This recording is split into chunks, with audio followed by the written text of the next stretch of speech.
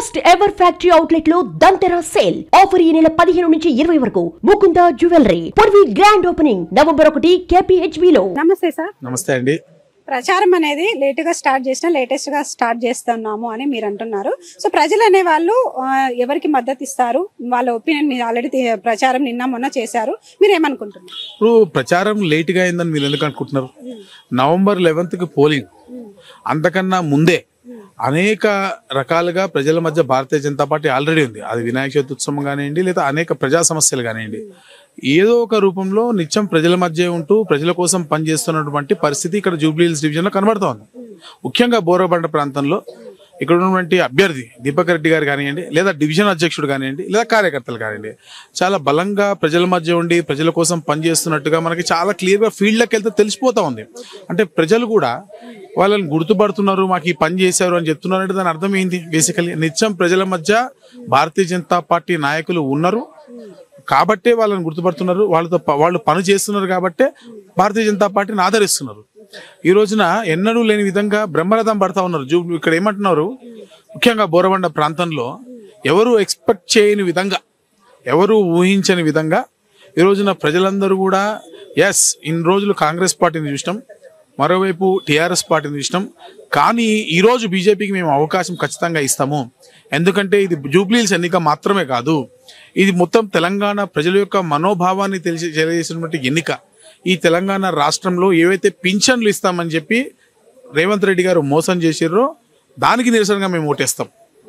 ఈరోజు ఏవైతే మహిళలకు 4,500 రూపాయలు ఇంటి ప్రతి నెల ఇస్తా అని చెప్పింది కదా, దానికి వ్యతిరేకంగా దాని నిరసన చేస్తూ మేము బీజేపీకి ఓటేస్తాం. ఈరోజు రోడ్లపైన గుంతలు ఇష్టానుసారంగా ఎక్కడ పడితే అక్కడ ఇవి చూసిరా, అక్కడ మా నాయకుడు వారు చేయి కూడా ఇది చూసిరా గుంతలు అన్నా చూడండి, ఇది చూసిరా రోడ్లపైన గుంతలు పడి యాక్సిడెంట్ కావడం వల్ల ఇటువంటి సీనియర్స్ నాయకులకు కూడా పాపం గుంతలు ఇట్లా చేళ్లు వేదులు ఇరిగిపోతున్న పరిస్థితి. ఈ గుంతలకు వ్యతిరేకంగా ఓటేస్తామంటున్నారు భారతీయ ప్రజలు. బీజేపీకి ఓటేస్తాం, కాంగ్రెస్కి ఓటు వేయమని అంటున్నారు. అదేవిధంగా ఈరోజు రోడ్లపైన ఎక్కడ చూసినా మీరు కెమెరా తీసుకెళ్దాం, ఏ గల్లీలో తీసుకెళ్దాం, ఎక్కడ చూసినా కూడా డ్రైనేజ్ నీళ్లు పొంగిపోతున్నాయి కదా. ఈ పొంగే డ్రైనేజీకి వ్యతిరేకంగా ఓటేస్తామని జూబ్లీ హిల్స్ ప్రజలు, బోరబండ ప్రజలు అంటా ఉన్నారు. ఈ రోజున ఏదైతే నిరుద్యోగ భృతి ఇస్తా అన్నారు కదా, ఈ నిరుద్యోగ భృతి ఇవ్వకుండా మోసం చేసే యువకులను దానికి వ్యతిరేకంగా ఓటేస్తామంటారు. ఇట్లా చెప్పుకుంటూ పోతే ఏవైతే స్కీమ్ల పేరుతోటి స్కామ్ల చేస్తూ ఈరోజు కాంగ్రెస్ పార్టీ ప్రజలను తడి బట్టతో వాళ్ళ గొంతుకను కోసిందో దానికి నిరసనగా ఈరోజు ఓటేస్తాం. అంతేకాదు, ఈ లోకల్ సమస్యలు మాత్రమే కాదు, ఈరోజు తెలంగాణ రాష్ట్రంలో ఒక విప్లవాత్మకమైనటువంటి ఒక మార్పు రావాల్సిన అవసరం ఉంది.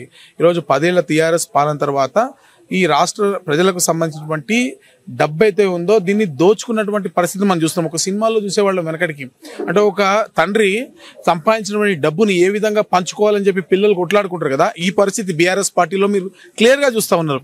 అంటే కేసీఆర్ గారు మూటలు కట్టినటువంటి డబ్బు సంచుల కోసము ఒకవైపు కూతురు, మరోవైపు కొడుకు, ఇద్దరు ఇంకో సడ్డంకుని కొడుకు, అల్లుడు, ఈ నలుగురు కూడా అంటే ఒక రోడ్ల పైన కుక్కలు ఒక బిస్కెట్ ఒక బ్రెడ్ దొరికితే ఎట్లా కొట్లాడుకుంటే ఆ విధంగా వీళ్ళు కొట్లాడుకుంటున్నారంటే తెలంగాణ ప్రజలు అసహించుకుంటున్నారు కదా. కాబట్టి దీనికి వ్యతిరేకంగా ఓటేస్తామంటున్నారు. ప్రతిసారి ఎలక్షన్స్ టైంలో నాయకులు ఇప్పుడు ప్రచారమే అంటున్నారు, ప్రచారానికి వచ్చి మేము మీకు ఇది చేస్తాం, మీకు అది చేస్తాం అని అంటున్నారు. కానీ ఎలక్షన్స్ తర్వాత విజయం సాధించిన తర్వాత మమ్మల్ని పట్టించుకుంటా లేరు అని ప్రజలు అంటున్నారు. దీని గురించి నేనేమంటున్నా అంటే, నేను సవాల్ విసురుతున్నా దీనిపైన. కిషన్ రెడ్డి గారు కేంద్ర మంత్రిగా కూడా ఉండి ఈరోజు బస్తీల్లో పాదయాత్రలు, ఎలక్షన్లు ఉన్నా ఎలక్షన్ లేకపోయినా చేసినటువంటి ఏకైక నాయకుడు. ఫేస్బుక్ తీసి చూడండి, ఏదో ఒక కాన్స్టిట్యున్సీలో హైదరాబాద్లో ఉన్నటువంటి అయితే ఢిల్లీలో ఉంటారు, లేదా హైదరాబాద్లో ఉన్నటువంటి ప్రతి సందర్భంలో ఏదో ఒక ప్రాంతంలో ఏదో ఒక అధికారిక కార్యక్రమాలు ఉంటారు. అదే అంబర్పేట్ ఫ్లైఓవర్ కానివ్వండి, లేదా దిశా మీటింగ్లు కానివ్వండి, లేదా బస్తీ పర్యటనలు కానివ్వండి, లేక బోరబండల పర్యటన కానివ్వండి. ఈరోజు కేంద్ర మంత్రిగా ఉన్నటువంటి కిషన్ రెడ్డి గారు ఇక్కడ వచ్చి నిన్న పర్యటన చేసిపోయారు. ఎలక్షన్లు లేనప్పుడు కూడా అనేక బస్తీలో పర్యటన చేస్తున్నారు. అంటే ఎలక్షన్లు ఉంటేనే కిషన్ రెడ్డి గారు పనిచేస్తున్నారా? ఎలక్షన్ లేకుండా కూడా పనిచేస్తున్నారు. కాబట్టే ఈరోజు సికింద్రాబాద్ పార్లమెంట్ ప్రజలు కిషన్ రెడ్డి గారికి పట్టం కట్టిరు.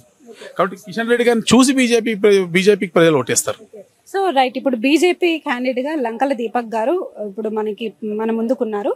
సో లంకల దీపక్ గారికి ఓటు వేయాలా, ప్రజలకు మీరు ఏం చెప్తారు? అంటే నమ్మి ఓటు వేయాలంటే ప్రజలకు మీరు ఏం చెప్తారు? ఏమన్నా అంటే, ఇన్ని రోజులు టిఆర్ఎస్ పార్టీని చూసారు, ఇన్ని రోజులు కాంగ్రెస్ పార్టీని చూసారు. ఈ రోజు భారతీయ జనతా పార్టీని అభ్యర్థిని చూడండి. భారతీయ జనతా పార్టీ అభ్యర్థి గత ఎన్నికల్లో ఓడిపోయినప్పటికీ కూడా ఏ పార్టీ మారకుండా నిక్కచ్చిగా ఇదే పార్టీలో ఉంటూ ఇదే పార్టీ కోసం పనిచేస్తున్నటువంటి వ్యక్తి. మరి అటువంటి వ్యక్తిని చూస్తూ అదే ఆయన ఉన్నటువంటి పార్టీ, ముఖ్యంగా ఈ దేశం కోసం పనిచేస్తున్నటువంటి పార్టీ, చాలా నిబద్ధతతోటి పనిచేస్తున్నటువంటి కిషన్ రెడ్డి గారి నాయకత్వంలో ఆయన పనిచేస్తూ ఉన్నారు. ఆయన పార్లమెంట్ పరిధిలో పనిచేస్తూ ఉన్నారు. మరి వీళ్ళందరూ కూడా అత్యంత నిబద్ధత కలిగినటువంటి యుగ పురుషుడైనటువంటి నరేంద్ర మోడీ గారి నాయకత్వంలో పనిచేస్తున్నారు. ఇంతకన్నా గొప్ప అవకాశం, అదృష్టం ఏముంటుంది? బీజేపీకి ఓటేయగలగడం మన అదృష్టం. బీజేపీకి ఓటే కలిగే అవకాశం రావడం, ఇటువంటి సందర్భంలో తెలంగాణ ప్రజల గొంతుగ్గా నిలిచి తెలంగాణ ప్రజలకు జరుగుతున్న అన్యాయాన్ని గళమెత్తి వినిపించేందుకు బీజేపీకి ఓటేయగలగడం అనేది చాలా గొప్ప అదృష్టం, ఒక సువర్ణ అవకాశం. దీన్ని సద్వినియోగం చేసుకోవాలని నేను ఈరోజు బోరబండ ప్రజలకు, జూబ్లీ హిల్స్ కాన్స్టిట్యున్సీ ప్రజలకు విజ్ఞప్తి చేస్తా ఉన్నా. జూబ్లీ హిల్స్ అంటే పేరుకు మాత్రమే జూబ్లీ హిల్స్, అది ఒక హైఫై మినిస్టర్లు ఉండేటువంటి ఏరియా అని చెప్పి ప్రజలంతా, ప్రపంచమంతా అనుకుంటుంది. కానీ ఇక్కడికి వస్తే బురదలో ఉన్నట్టు ఉంటుంది. కానీ ఆ బురద నుంచి ఒక తామర పువ్వు వికసించి అందులో లక్ష్మీదేవి నిలయానికి తావు ఉన్నటువంటి ఈ జూబ్లీ హిల్స్లో మనం కమలానికి ఓటెయ్యాలి అని చెప్పి నేను అందరినీ, ప్రజలను కోరుకుంటాను. ఎందుకంటే బురద అనేది కూడా, బురద నుంచి ఒక స్వచ్ఛమైన పుష్పం వికసిస్తుంది, అదే తామర పువ్వు. ఆ తామర పువ్వు ఈరోజు ఈ ప్రజల్లోకి వెళ్ళి ఈ ప్రజలు ఆ పుష్పాన్ని ఓటేసి ఇక్కడ దాన్ని మీరు తెచ్చుకున్నట్టుంటే మనము తప్పకుండా మనము లక్ష్మిని తీసుకొచ్చుకుంటాం. మనకు కేంద్ర ప్రభుత్వం ఇస్తున్నటువంటి విద్య, ఆరోగ్యము, ఎంప్లాయ్మెంట్, ఈ మూడింటిని సాధించుకోవాలని చెప్పి నేను ప్రజలందరినీ కోరుకుంటున్నా. నేను ప్రజలకు అందరికీ కోరుకుంటున్నా ఏంటంటే, భారతీయ జనతా పార్టీని మనము స్వచ్ఛందంగా ఆహ్వానించి మన పిల్లల భవిష్యత్తును మనము రాబోయే తరాలకు మనం అందివ్వాలంటే భారతీయ జనతా పార్టీకి ఓటెయ్యాలి. అది మనం భవిష్యత్తును ఎలా అని అంటే, ఒకటి విద్య, వైద్యం. ఇప్పుడు ప్రతి ఒక్కరికి వైద్యం నెససరీ. హాస్పిటల్కు వెళ్తే చాలా రకాలైనటువంటి రోగాలు వస్తున్నాయి, దాంతో ఖర్చు, విపరీతమైన ఖర్చు వస్తుంది. మన మోడీ గారు అందించినటువంటి ఆయుష్మాన్ భారత్ ఆ యొక్క స్కీమ్ ఎలా వర్తిస్తుంది అనేది పబ్లిక్ ఎవరికి తెలియదు.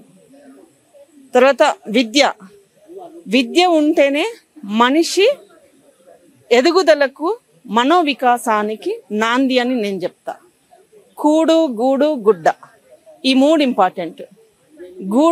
గూడుకు సెంట్రల్ గవర్నమెంట్ 5 లక్షల రూపాయలు ఇస్తుంది.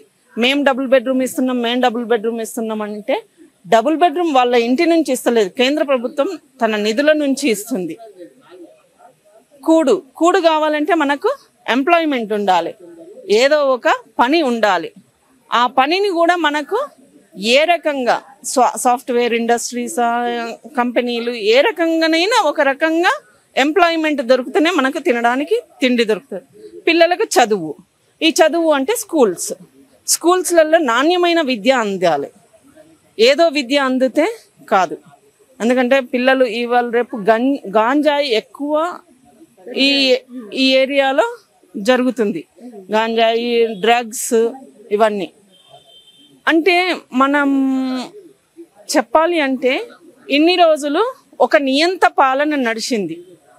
ఆ నియంత పాలన నుంచి మనం విముక్తి చెందినాము అని అనుకున్నాం. కానీ ఇప్పుడు కూడా వాళ్ళు ఇచ్చిన హామీలను నెరవేర్చలేకపోతుండ్రు. ఈ బోరబండలో ఉన్నటువంటి కార్పొరేటర్ అయితే ఇక్కడ ఉన్న జనాలను పీల్చుకు తిన్నాడు. మరి కమిషన్లు అని చెప్పి ప్రతి ఒక్కరిని ఇచ్చేసిండు. మరి రోడ్స్, శానిటేషన్, డ్రైనేజ్, వీటిని మాత్రం కొంచెం కూడా ఇంప్రూవ్ చేయలేదు. తాగే నీళ్ళల్లో అయితే మొత్తం డ్రైనేజ్ వాటరే, కలుషితం. ఎక్కడ చూసినా డ్రైనేజీలు పొంగడమే.